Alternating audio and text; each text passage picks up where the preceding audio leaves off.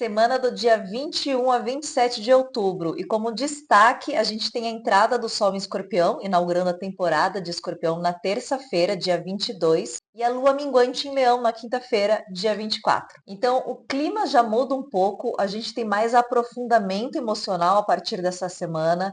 Existem sim tensões no céu entre Marte e Plutão, que eu vou explicar ao longo do vídeo. Porém, eu diria que a gente tem um ritmo menos acelerado. Então vamos lá. Para quem me conhece, meu nome é Cris Nunes, sou taróloga e astróloga. E se você quiser marcar uma consulta de mapa natal, se você nunca fez o seu mapa, precisa fazer, descobrir a sua promessa natal.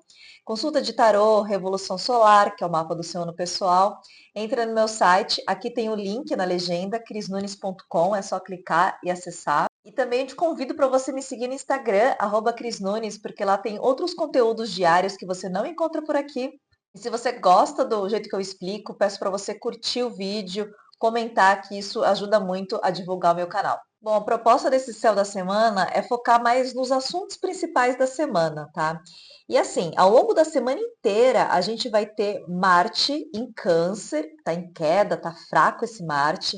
E Marte em Câncer fica mais ressentido, com mais mágoas e apegos emocionais, formando uma oposição com Plutão, que está em Capricórnio, né? Que é os últimos momentos de Plutão em Capricórnio. E, aliás, tem vídeo sobre isso aqui no canal. Essa oposição, ela vai ficar exata só na próxima semana.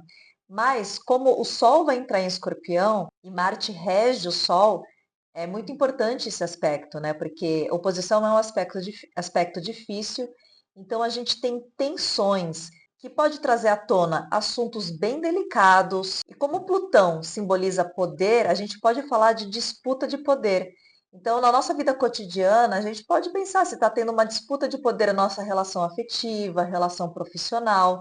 E às vezes isso acontece de uma forma muito inconsciente. Não é que a gente está arquitetando algo maquiavélico contra alguém, e o mesmo pode acontecer do outro lado, né? De alguém estar arquitetando alguma coisa contra a gente. Não necessariamente, às vezes é uma forma muito inconsciente, mas isso pode ficar exposto ao longo da semana que tem alguma tensão nas nossas relações. Isso pode ser uma coisa para a gente observar. E não quer dizer o que eu falo aqui, uma coisa que eu sempre ressalto nos meus vídeos, que tudo que eu falo aqui é o que vai acontecer exatamente na sua vida. Não é assim que a gente faz previsões a nível individual. Eu estou falando aqui o clima geral da semana, de um modo mais coletivo. No dia 22, na terça, a gente tem a entrada do Sol em Escorpião, inaugurando essa temporada de signo água, fixo, então de muito aprofundamento emocional, né? Porque onde o Sol passa nos signos, ele vai iluminando os assuntos daquele signo, né?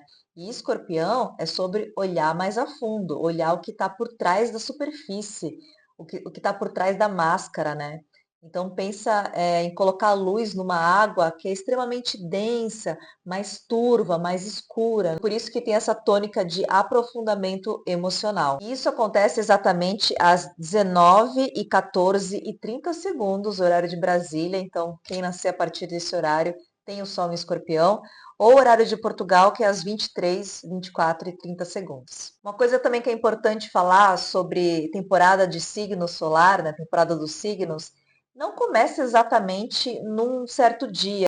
Ah, quem nasceu em Escorpião é a partir do dia 20, ou 21 ou 22. Não é assim. Todo ano varia porque a gente tem ano bissexto.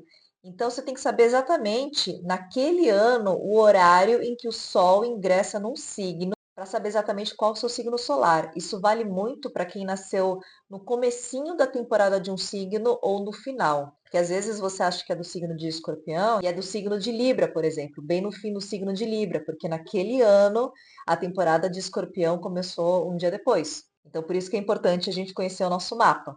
E o dia 22, que é quando o Sol ingressa em Escorpião, a gente vai ter um tom bem emocional nesse dia, porque a Lua também vai estar em Câncer, Marte em Câncer, Mercúrio também já em Escorpião, Saturno em Peixes.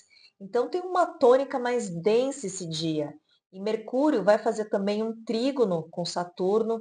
Então, para a gente se aprofundar em algum assunto, refletir melhor, olhar para as nossas questões pessoais, olhar para dentro, sabe, de coisas que às vezes são difíceis de enxergar, então esse é um dia bem interessante para isso. E para pesquisas também de assuntos mais densos, abstratos, é bem interessante também esse dia 22. E no dia 24, quinta-feira, a gente tem a fase minguante no signo de Leão, no grau 1 e 24 de Leão, que acontece exatamente às 5 da manhã, 2 minutos e 33 segundos, horário de Brasília, ou às 9 e 2 minutos e 33 segundos no horário de Portugal, Lisboa. A fase minguante vai influenciar pelos próximos 7 dias.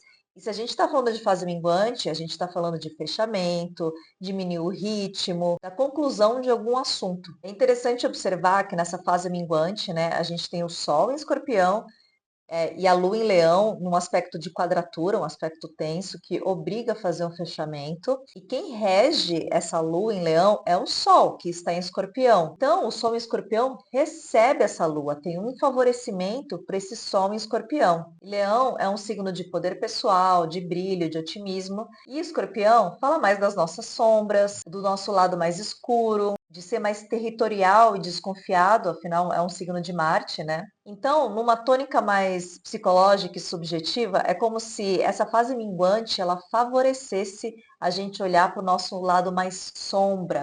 É como se tivesse luz, olhar para aquele lado que a gente não quer tanto ver. E saber se retirar de algumas batalhas, abrir mão de algumas coisas, mesmo que seja difícil, vem para o nosso bem. Do tipo, se há algum fim nessa fase minguante, a gente também tem recomeço, tem luz. Então, é olhar com certo otimismo para isso, né? Como se existisse uma superação. Vale lembrar que algumas coisas com o tempo precisam ser regeneradas, transformadas, ainda que se mantenham na nossa vida. Bom, e antes de falar aqui do conselho do tarô da semana, eu vou pedir para você me seguir no Instagram, @crisnunes, porque lá tem bastante conteúdo, conteúdo diferente daqui. E a gente tem aqui a temperança com os 6 de espadas. Então, realmente é um processo da gente se acalmar com a temperança, decantar alguns assuntos, voltar ao nosso equilíbrio emocional, até para a gente se adaptar a algum processo de mudança. E a mudança também, com esse 6 de espada, está no nosso processo mental, de como a gente percebe e entende certas coisas. Então, eu vejo muito essa combinação como um processo de adaptação, de reequilíbrio, de mudanças que vem também para nossa cura, né? Com esse anjo aqui da temperança. Então, eu encerro o vídeo da semana por hoje. Deixe aqui o seu comentário, alguma pergunta, alguma questão ou sugestão. E se você quiser marcar uma consulta comigo, já sabe, é só entrar no meu site, crisnanes.com.